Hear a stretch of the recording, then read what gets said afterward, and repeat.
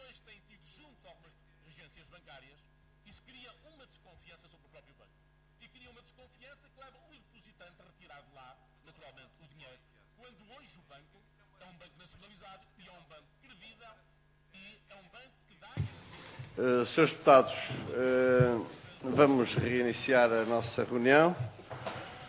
Temos connosco o Sr. Procurador-Geral da República, que é o Presidente do Conselho Superior do Ministério Público, e, de acordo com o relatório que aqui aprovamos por unanimidade, foi, como aliás é habitual, uma das entidades convidadas para ser ouvido nesta proposta de lei do Governo que foi aprovada na Generalidade, que é a proposta 7/11 primeira, que permite o casamento civil entre pessoas do mesmo sexo. Eu queria, antes de mais, cumprimentar o Sr. Procurador-Geral nesta nova legislatura, nesta primeira ação legislativa desta nova legislatura, novo ano, não é? Como Vossa Excelência provavelmente já reparou, há aqui várias caras novas, diferentes, não é? Portanto, há aqui uma renovação grande, digamos, mais talvez por parte do PS e do CDS, também, e também no PSD, Está toda uma renovação grande, portanto, esta Comissão tem muita gente nova. Queria agradecer a Vossa Excelência a disponibilidade que sempre patenteia em vir aqui à Assembleia e prestar-se a estas audições, e queria dar-lhe a palavra sobre esta matéria para dizer o que muito bem entendesse, e depois, como Vossa Excelência bem sabe, os seus deputados expõem as questões que quiserem, sendo que os seus deputados devem ter em conta que ao meio-dia teremos aqui o Conselho Superior da Magistratura. Tem a palavra o Sr. Procurador-Geral e muito obrigado por estar presente. Sr. Presidente, Srs. Deputados, meus cumprimentos, desejo-lhe um bom ano, especialmente às caras novas, como disse, não é? Tenho sempre todo o gosto em vir cá. Aliás, nunca na vida regateei o tempo nem espaço para vir cá. Sempre que me disseram, vim com todo o gosto. O que hoje tenho para dizer é relativamente pouco, para não cansar. A existência ou não de casamento civil entre pessoas do mesmo sexo é uma opção política, quer dizer, é uma opção do legislador. Portanto, digamos, eu como Procurador-Geral sobre isso, sobre a questão de fundo, não pronuncio, nem quero pronunciar. Estou aqui como Procurador-Geral, portanto não estou aqui como cidadão, não me pronuncio sobre isso. É uma opção política, há países, como sabem, creio que 8 onde existe, outros onde ainda não existe, isso não tenho rigorosamente, não me pronuncio.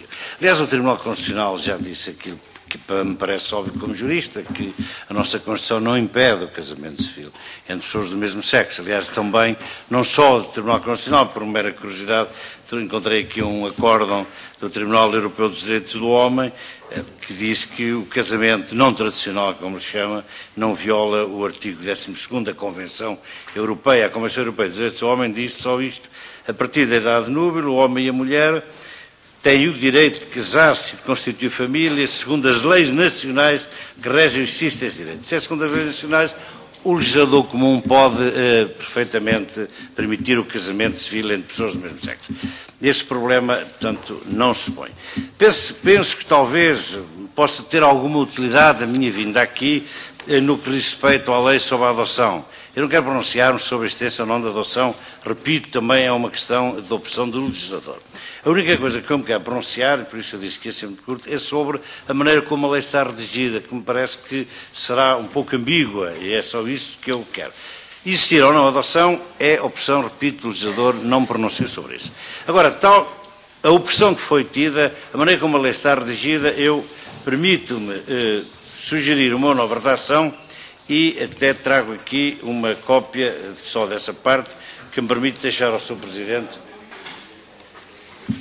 aqui a sugestão que eu faria, que me parece mais clara, era o artigo 3º. O artigo 3º não ter a redação que tem, mas ter esta redação. Adoção, número 1. Não é permitida a adoção conjunta por duas pessoas do mesmo sexo casadas entre si. depois punhamos o número 2, que dizia: o filho de um dos elementos do casal, constituído por duas pessoas do mesmo sexo, não pode ser adotado por outro cônjuge. E no número 3, então, mantinha-se: nenhuma disposição legal em matéria de adoção plena ou restrita pode ser interpretada em sentido contrário ao disposto nos números anteriores. Parece-me uma redação melhor, é uma opinião meramente jurista, do que aquela que neste momento vigora, que é pela negativa, que diz: as alterações introduzidas pela presente lei não implicam a admissibilidade legal da adoção em qualquer das suas modalidades. Com isto, há um problema que se pode pôr, ou que o mundo do direito não é uma ciência exata, portanto é sempre possível pôr problemas.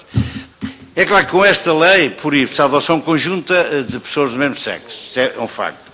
Proíbe-se ainda a adoção singular homossexual do filho do outro cônjuge.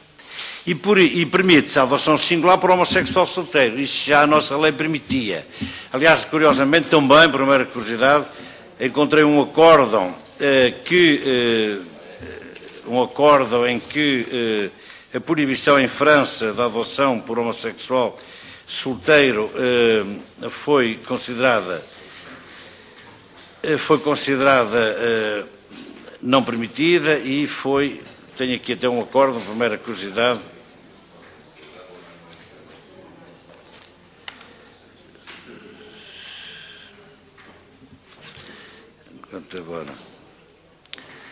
sobre a questão da adoção singular por adotante homossexual. O Tribunal Europeu dos Direitos do Homem já se pronunciou, pelo menos que eu tenha encontrado em França uma vez, em 22 de 1 de 2008, condenando o Estado francês por discriminação ao não permitir a adoção por uma senhora solteira homossexual.